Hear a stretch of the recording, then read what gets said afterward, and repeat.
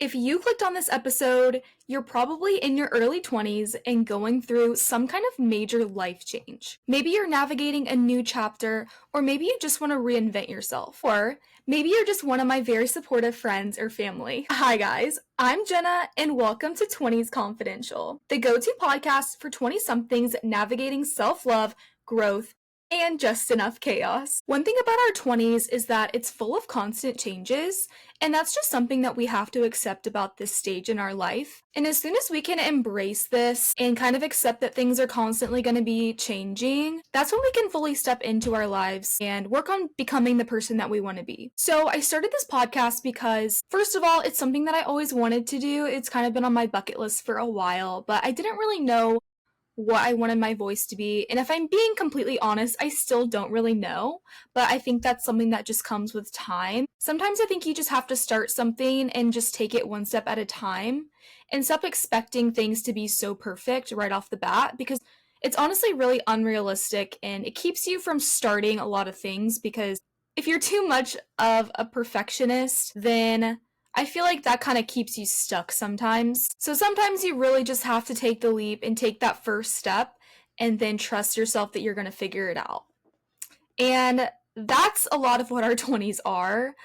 Um, and that's so exciting, but also really nerve wracking and stressful sometimes. So I really wanted to start this podcast to share some of the lessons that I'm learning and experiences that I'm having in this new chapter of my life. I moved out to LA 4 months ago now, and I actually just went home for Thanksgiving. And so I really wanted to refilm this podcast now because I feel like going back home for a week and then coming back to my new home, I guess, it's given me like a fresh set of eyes to see things with. And I'm not gonna lie, this is my fourth time refilming this episode. And I think it's because it's the first episode and I really want to have it be perfect. But unfortunately, it's never going to be perfect. So this is the last time I'm letting myself refilm this because this is getting ridiculous. So what I really wanted to start off talking about was, I think whenever we're thinking of the future and our future selves, we always think that at this certain point, we're gonna have it all figured out. I know when I was younger and I imagined what my life would be like after I graduated college, that I was just gonna have it all figured out and that my life was gonna look a certain way. But something I've realized is that every time you actually get there, we still don't have it figured out. And that's the thing, we're never ever gonna have it completely figured out. I think it definitely gets a lot better as we get older, but there's always gonna be a part of us that's still yearning for something more. And I think it's really important to realize this, that the way you're looking at things is going to determine how you experience your life. And I think it's a big contributor to your happiness, how satisfied you are with what you have in the present moment, because it's never going to fully match the expectation you have in your brain. And you will be kind of disappointed, I think, every time you get to a new place in your life. Because if all we're thinking about is, oh, when I get here or when I have this, then I'm going to be happy and everything is going to be perfect. But that's just not the way that life works. And we have to learn to be happy with the things that we have. And then when we start to receive more and we start to get the things that we want, it only adds more to that happiness. And it's not like you're putting off your happiness in the present moment because you're relying on something else in the future to fill that within you. So I think it's all about being present and being appreciative for where you're at, especially in your 20s, because there's so many amazing things about being in our 20s. We're so young, we have so much life to live, and we have so much freedom that we've never had before. Yet all some of us think about is getting to that next step because we think we're gonna have it figured out. And then once we get there, we're still not going to have it figured out. And then we're going to be reminiscing on whenever we were younger and how we didn't make the most of it.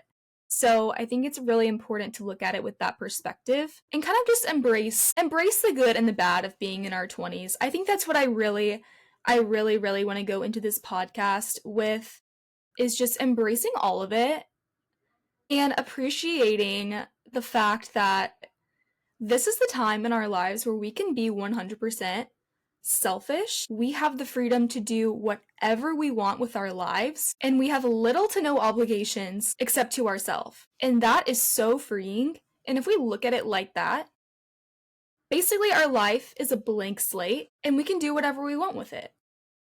So even though we don't have it figured out, and yes, that can be really scary, we can literally do whatever we want with our lives. You can make your life into whatever you want it to be. That is such a gift. One of the best things about our 20s is that it's so unserious. Like, yes, you are trying to get a job. Yes, you're trying to figure out the things that you want out of life. And you should be doing those things. But it's also so not that serious. It's not that deep. We can get away with making mistakes in our 20s because it's recoverable. At least most things are recoverable. There's some things that aren't recoverable, but you know what I mean. There's some things that maybe aren't recoverable, but most things are. The point is, we can make more mistakes and get away with it in our 20s because we have the time to recover and we have zero obligation. So the only person being affected is us. So if you mess up, it's okay. Just learn your lesson and move differently the next time. Accept the fact that you're going to make mistakes and that's a part of our 20s that's inevitable. We're going to make mistakes, and that's the only way that you learn sometimes. Because mistakes are the biggest teacher. Accept the fact that we're young and dumb, but also learn your lesson when you need to.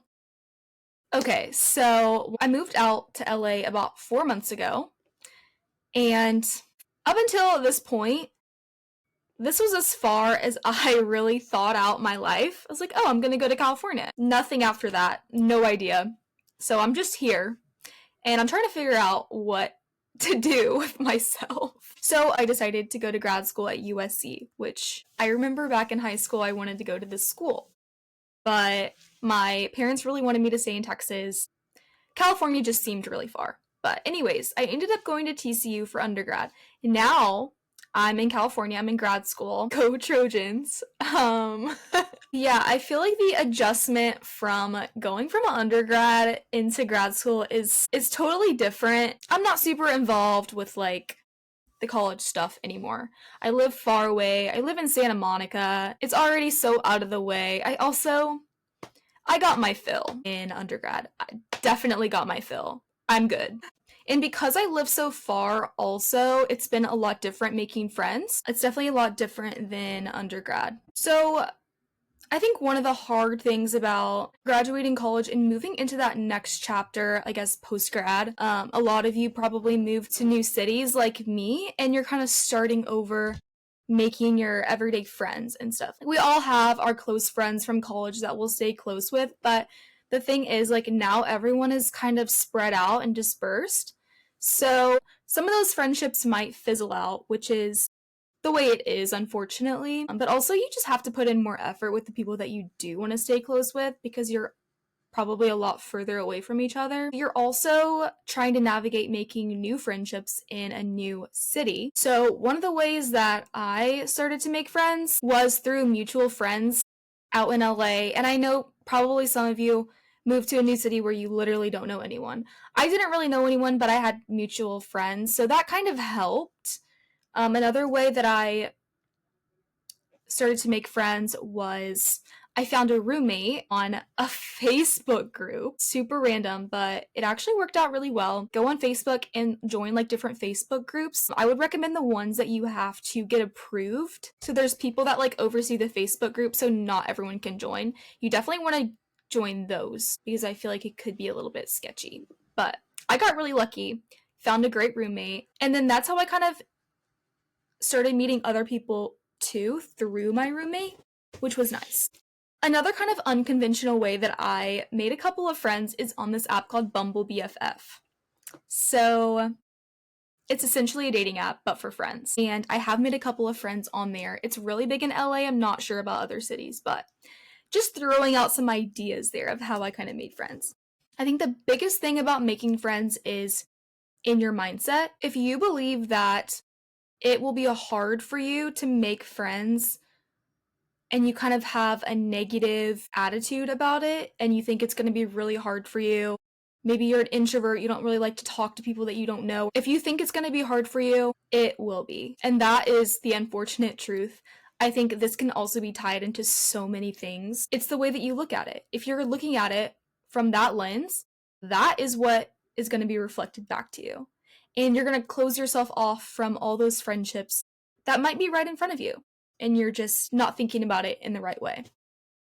But if you think about it in a way that most people are nice, most people are friendly, most people are looking for friends, I think you're going to have a lot better success with it. So it's really just the way that you look at it. Unfortunately, not everyone is going to be for you and vice versa. And that's just the way it is. You can't be compatible with everyone. I think this can be tied into dating too, because not everyone is going to be for you, and that's okay. Like, it's usually not personal. Some people just aren't compatible in friendships and in relationships. I think we definitely take it a lot more personal in romantic situations. But honestly, if you take a step back and kind of put your ego aside and realize that not everyone is for you. Like, not everyone is supposed to like you, and not everyone is supposed to see you for who you are and be able to appreciate that. And if you're so worried about having other people like you, you're going to end up watering yourself down. That's something that I've kind of struggled with in my life. And sometimes I still do, and I don't really realize it.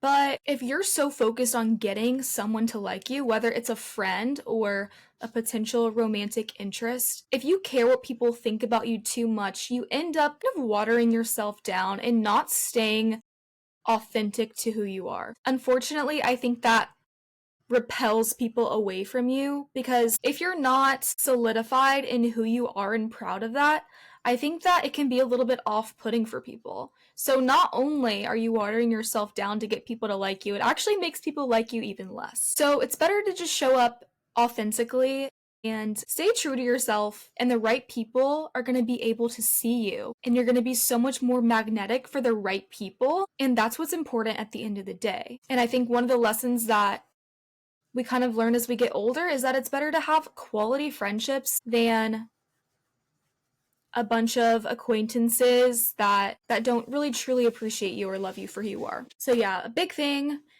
for me too is just really staying authentic to who you are, staying true to yourself, letting the right people find you, because if not, you're literally hiding yourself from the people that are meant for you. And we don't want to do that. I read this quote and it was, "To be liked by all is to be loved by none."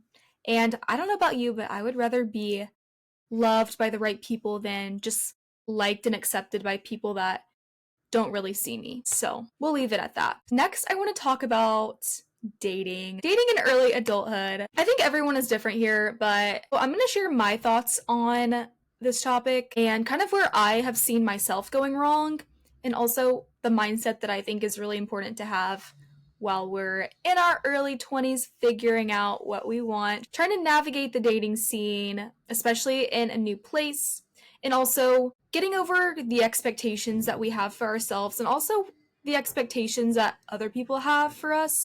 I guess especially if you're more in your mid to late 20s, you probably feel the societal expectations a lot more. I'm from somewhere where people get married really young, so I've kind of started feeling that too, and I've kind of had to reevaluate some things and be really honest with myself. I have to admit, I've been pretty delusional about my life, and I touched on the fact that I just thought that I was going to have everything figured out and that life was going to magically fall into place for me in this stage of my life. And newsflash, it doesn't work like that. Unfortunately, I don't have it figured out. And I'm still learning a lot about myself, and I'm being reminded how, I don't want to call myself stupid, but how stupid I am sometimes. And you know what? That's just part of it. It's just part of it.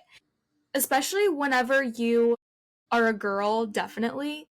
We love to put on the rose-colored glasses because we want to experience romance and connection with someone. And we always put on the rose-colored glasses because we want that thing so badly. And this is really bad. It's really bad. And in a way, this is self-sabotage because you're setting yourself up for disappointment and you're putting all these expectations on someone that doesn't even exist. A lot of girls can probably relate to this. We need to take the rose-colored glasses off and see people for who they are. And if you do this, you can have so much more fun with dating because you're releasing your expectations from people. See people for who they are and learn to trust yourself. Learn to recognize and accept when there's a misalignment and move on and go find someone else that does align with you. Take off the rose-colored glasses. You'll save yourself from a lot of overthinking and you'll save yourself from a lot of things that you don't need to feel and that you don't need to experience. As someone who's always worn the rose-colored glasses, I always look back and I'm like, thank God I did not get what I wanted. But yeah, don't do that and you'll have a lot more fun dating and you'll probably be able to recognize someone that is right for you because you're not wearing the rose-colored glasses for somebody else that isn't for you. So that's the biggest lesson that I've learned lately, and I feel like I keep having to relearn that, and I'm tired of learning that, so let's just lock it in right now. No more rose-colored glasses. So I feel like as we get into our early 20s and as we keep getting older, we kind of have a lot of expectations on ourselves to find someone. And first of all, it's okay to want that. Most people in this world want to find someone and get married. Most people. Not everyone, but most people want that. It's human nature. We all want to be in love, whatever. Sometimes we put so much pressure on ourselves that we end up settling for things that aren't fully aligned with us or makes us happy enough in the moment. And I think it's important to realize that it's not really something you can rush, and you really just have to have patience and trust that things are gonna work out when they're supposed to. If you're not in that place in your life yet where you've met someone that you can really see yourself with, then I think it's important to really focus on pouring all of that love and energy into yourself. And that's a lot of what our 20s are, is working on ourselves and trying to be a better version of ourselves every day. And sometimes I use romance as a distraction for working on myself. And that's another thing that I've really realized. So yeah, manage your expectations. Manage your expectations for yourself because that's really not something that's in your control. But also manage your expectations for other people. Don't place expectations on other people and for who you want them to be when they haven't even shown you who they really are yet. So manage your expectations. When it comes to other people's expectations, this is really hard, and I haven't really felt the societal pressure that much because I'm only 22, but where I'm from, people get married pretty young. Like everyone on my Instagram's getting engaged and all this stuff, and yeah, it's easy to slip down the path of like feeling behind. But if you think about it, being in your 20s is literally ridiculous. You cannot possibly be behind in your 20s, especially 22. Oh my god, that's ridiculous. Just focus on yourself, don't settle, stay true to yourself, and the right things will come in the right time. And you just have to believe that. Like I said before, we've never had this much freedom and this little of obligation for anyone else, and that is such a gift. And if we don't fully take advantage of that now, we risk looking back and having regrets later in life. So I think it's really important to stay present, soak up where you're at right now, because how many people that are 10, 20, 30 years older than us say that they wish they would have appreciated being young, because everyone just wants to get to that next step. But once you're at that next step, things still aren't going to be perfect. You have to be grateful for where you are in the present moment, wherever you are in your journey. And when it comes to moving into a new chapter and navigating the changes in your life, even if things are stressful and scary and full of all these uncertainties, there is always a silver lining. There is always something to be grateful for, and there's always something that you have now that you're never going to get back. So it's really important to open your eyes and see that. I think one of the biggest takeaways from this episode is It's not that serious. Stop taking things so personally. I'm really speaking to myself here, but it's really not that serious. We're gonna apply for 100 jobs, probably more, in our 20s, and we're probably gonna be rejected by most of them. You're probably gonna have a crush on 100 people, and probably most of them aren't gonna like you back. That's not very encouraging. The point is, the right things and the right people are gonna be drawn to you, and you're not gonna have to force them. So I think I really want my biggest takeaway to be, go into this chapter with open arms. Release your expectations for what you think your life is supposed to look like right now. Because honestly, we always think we know what's best for us. And the things that we think that we want, we're not able to see the possibility that there might be something way better for us. Sometimes we're so stuck on what we want an outcome to be that we aren't able to see the possibility of there being a better one. So it's really important to kind of check yourself and realize, like, hey, I know I wanted this job or I know I wanted this partner, but because I didn't get that, I didn't get my way, that doesn't mean I'm a failure or that I'm not good enough. It means that there's something better for me.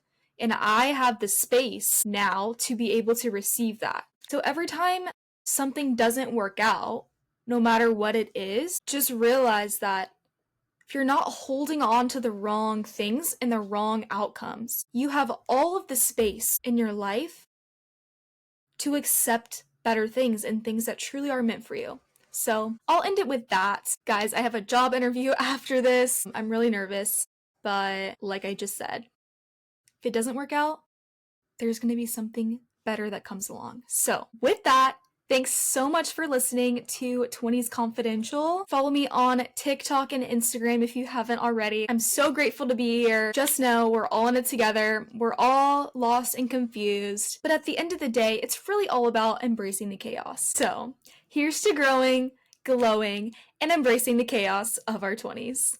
See you guys next time.